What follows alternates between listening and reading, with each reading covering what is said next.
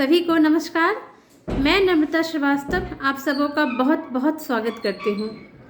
पिछले वीडियो में मैंने महाजीवन के कॉन्सेप्ट को बताया था और साथ ही साथ दिन और रात से कनेक्ट करके हम लोग कैसे देख सकते हैं ये भी बताया था। इस वीडियो में हम लोग इसी श्रृंखला को आगे बढ़ाएंगे और देखेंगे कि दो जन्म के बीच में एक्चुअल में क्या होता है।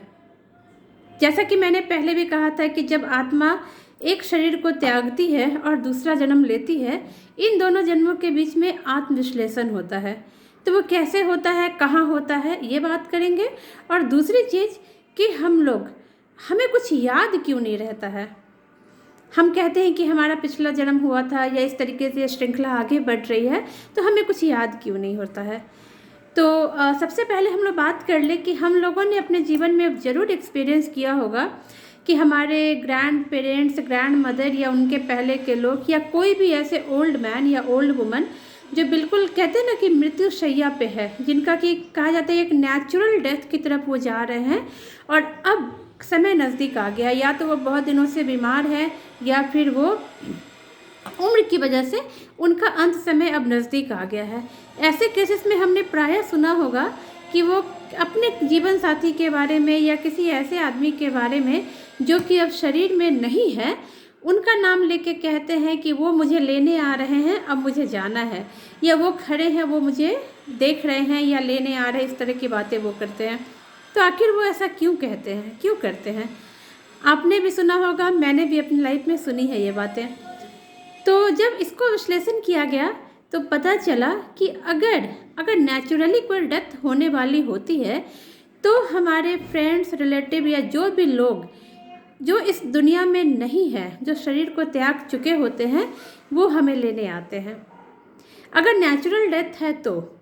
लेकिन अगर कभी अचानक से होता है ना कि अचानक से चलता फिरता आदमी या कोई एक्सीडेंट हो गया और वो ख़त्म हो गए, इस केस में पल दो पल की देरी हो सकती है उन्हें आने में। आते वो इस केस में भी है, लेकिन इस केस में पल दो पल की देरी हो सकती है। बट जहाँ कुछ नेचुरल जैसी चीज़ें होने जा रही है कि बीमार है या कुछ प्रॉब्लम चल रही है, तो वहाँ पे डेथ का टाइम सर्टेन होता है, पता होता है। तो उस टाइम पे वो जो कोई भी हैं आते हैं, रिसीव करते हैं और लेके जाते हैं। अब बात आ गई कि कहाँ लेके जाते हैं। तो इसका मैं एग्जांपल देना चाहूँगी कि हम लोग अपने घरों में रहते हैं, दिन में हम अपनी ड्यूटी पे, अपने काम पे निकलते हैं और शाम में जब हमारा काम फिनिश हो जाता है हम वापस अपने घर आते हैं। रात में हम लोग रिलैक्स करते हैं और अगले सुबह फिर एक नए उत्साह के साथ हम लोग निकलते हैं, एक नई ऊर्जा के साथ। सेम चीज़ हमारे साथ होता है। यहाँ पे मैंने दिन का कॉन्सेप्ट जो बताया था कि हमें एक नया जीवन मिलता है। हम जो भी कर्म के लिए, अपने जिस भी कार्मिक अकाउंट को बैलेंस करने के लिए हमने जन्म लिया है, हम वो जन्म लेते हैं और वापस जब हमारा काम फिनिश हो जाता है या फिर हम अपने काम से, अपने मार्ग से भटक जाते हैं, दोनों ही केसेस में वापस जब हम ये शरीर को त्यागते हैं तो हम उसी सोल्ड वर्ल्ड में वापस जाते हैं।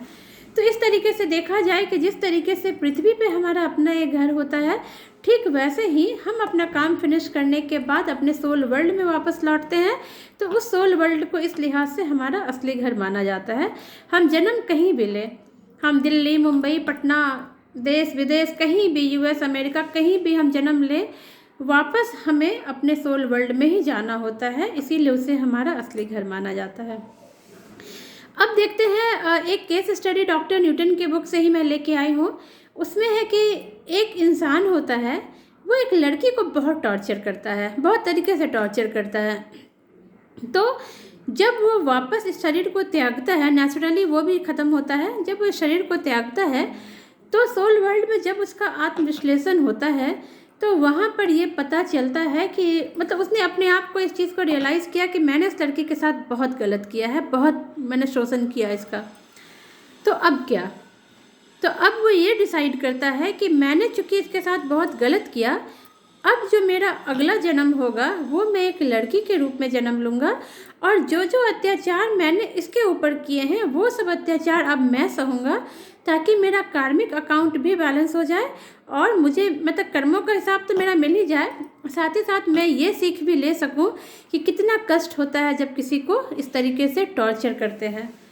तो और इस तरीके के मतलब सैकड़ों केस स्टडीज़ देखने में मिलते हैं कि जहाँ पे अगर किसी लाइफ में किसी ने किसी के साथ बुरा किया है तो अपने कार्मिक अकाउंट को बैलेंस करने के लिए अगले जन्म में उसे वही लाइफ चूज़ करनी पड़ती है, वो चुनता है और अपने कार्मिक अकाउंट को बैलेंस करता है। कई इस तरह के केस निकल के आए हैं जहाँ पे वाइफ अपने हस्बैंड को टॉर्चर कर रहा है या टॉर्चर कर रही है, या हस्बैंड अपनी वाइफ को टॉर्चर कर रहे हैं। दोनों ही केस में जो उनका नेक्स्ट बर्थ होता है वो जस्ट अपोजिट हो जाते हैं। ऐसा इन जनरल ऐसा होता है, वो कोई और लाइफ भी वो चूज़ कर सकते हैं अपना ये कार्मिक अकाउंट बैलेंस करने के लिए। बट यहाँ क्या होता है कि कई केस ऐसे देखा गया कि जो हस्बैंड बहुत बैलेंस अपने वाइफ को बहुत टॉर्चर कर रहा है, अगले जन्म में वो हस्बैंड वाइफ का जन्म लेता है और ये वाइफ हस्बैंड का जन्म लेती है, और फिर वही क्रिया रिपीट होती है, तब उनका कार्मिक अकाउंट बैलेंस होता है। और ये कुछ अलग तरीके के प्रोसेस से भी हो सकता है, ज़रूरी नहीं है कि सेम इसी तरीके से उसका बैलेंस किया जाए। वो मैं अलग अलग केस स्टडी फिर आगे लेकर के आऊँगी। तो आखिर ये आत्मविश्लेषण ये सब चीज़ें किस तरीके से होती हैं? तो शरीर त्यागने के बाद जब वापस सोल वर्ल्ड में जाते हैं तो वहाँ हमारे स्पिरिट गाइड जो होते हैं उनके संरक्षण में वापस से आत्मविश्लेषण होता है, और ये डिसाइड किया जाता है कि इस लाइफ में ये गलतियाँ की हैं, अब इनको सुधारना है। अगला जन्म किसी भी चीज़ का हो सकता है, या तो अगर ये लाइफ बहुत ज़्यादा क्रुएलिटी के रूप में बिताई है तो अगला जन्म हो सकता है कि ये सबक ले कि अब मैं दया का पाठ सीखूंगा या दया का पाठ सीखूंगी, और उस चीज़ में मतलब अपने आप को मैं पारंगत करूंगी, अपना लेवल सुधारूंगी। और ये पाठ कुछ भी हो सकता है, दया का पात्र हो सकता है, आध्यात्मिक भाव हो सकता है ना, या किसी भी तरीके की चीज़ एक चुनते हैं और उस चीज़ में फिर वापस जो नेक्स्ट बर्थ लेते हैं वो उसी के हिसाब से लेते हैं कि हम इस चीज़ में इस जगह पे जन्म लेंगे और इस तरीके से हम आगे बढ़ेंगे और ये मेजर काम हम अपने लाइफ में करेंगे। अब बात करते हैं कि अगर हम इतना कुछ चुनते हैं अपने लिए तो हमें कुछ याद क्यों नहीं रहता, हम भूल क्यों जाते हैं? सिंपल सी बात है, एक स्टूडेंट होता है, वो 10th 12th के बाद ये डिसाइड करता है कि मुझे आर्ट्स लेना है, मुझे साइंस लेना है या मुझे मैथ्स लेना है। सब्जेक्ट उसने डिसाइड किया कि उसे किस चीज़ में एडुकेशन लेना है, किस चीज़ में आगे बढ़ना है, उसने सब्जेक्ट डिसाइड कर लिया। इसके अकॉर्डिंग उसको टीचर प्रोफेसर अलॉट हो गए, है ना। वो टीचर प्रोफेसर उसके इंटरेस्ट के अकॉर्डिंग उसको पढ़ाना शुरू किए।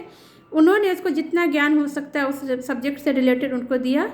लेकिन अब वो टीचर, वो प्रोफेसर, वो जो भी है, वो उसका एग्ज़ाम लेते हैं।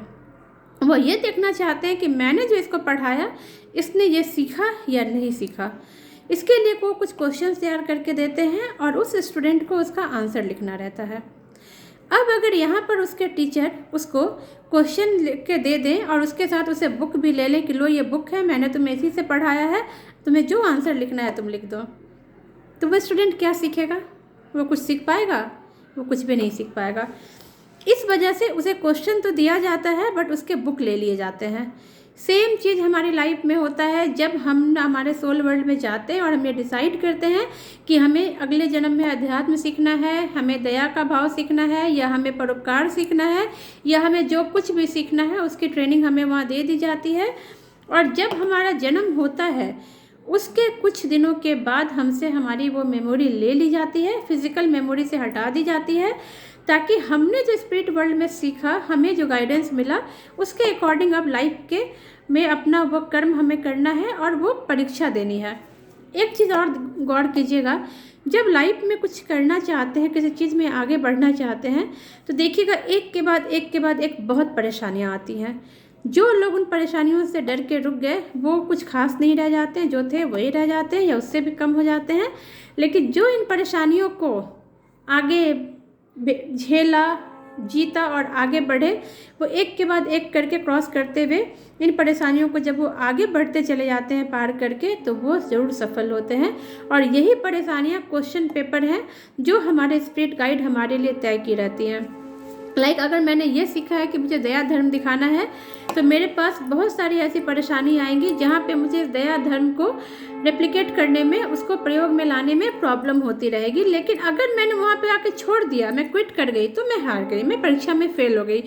बट तमाम परेशानियों के बावजूद अगर मैंने अपने दया धर्म को बनाए रखा, मतलब कि मैंने इसे पूरा आत्मसात कर लिया है। अब ये मेरे कहते हैं ना कि मेरे सबकॉन्शियस माइंड में आ चुका है, मैं इस चीज़ में जीत चुकी हूँ। उसके बाद सफलता का चरण शुरू हो जाता है। तो हमारी लाइफ में जितनी भी मुश्किलें आती हैं, हमेशा ये सोचिए कि वो क्वेश्चन पेपर है हमारे स्पिरिट गाइड के द्वारा हमें भेजा हुआ, और हम जो लाइफ सेलेक्ट करते हैं वो हम खुद सेलेक्ट किए होते हैं अपने लिए। ऐसा नहीं होता है कि ईश्वर हमारी लाइफ में परेशानी भेजते हैं, नहीं, हम खुद अपनी लाइफ सेलेक्ट करते हैं। जब हमारा आत्मविश्लेषण होता है सोल वर्ल्ड में, हम खुद डिसाइड करते हैं कि मैंने पिछले जन्म में ये कर्म किए थे, इसको इस अकाउंट को बैलेंस करने के लिए अब मैं ये काम करूँगी। तो इस तरीके से ये लाइफ चलती चली जाती है, और इस तरीके से रहता है कि ये हमें याद नहीं होता है। आगे कई सारे केस स्टडीज़ हैं जो बताते हैं कि किस तरीके से एक जन्म में खराब कर्म के कारण दूसरे जन्म में उसका कार्मिक अकाउंट को बैलेंस करने के लिए सेम दर्द लोग अपने ऊपर लेते हैं। इसको मैं आगे फिर समझाऊंगी। तो अभी के लिए हम लोग बस 2 चीज़ समझ लें कि हम एक लाइफ से दूसरे लाइफ के बीच में हमारा आत्मविश्लेषण होता है। अपनी लाइफ हम खुद सेलेक्ट करते हैं कि हमें क्या क्या परेशानी लानी है, यानी कि क्या क्या क्वेश्चंस लेने हैं अपनी लाइफ में, और वो हमें याद क्यों नहीं रहता है। याद इसलिए नहीं रहता ताकि हम उस चीज़ को अच्छे तरीके से उसका एग्ज़ाम दे सकें, समझ सकें, जो सीख हमें मिली है उसके आधार पर। Thank you so much friend, thank you.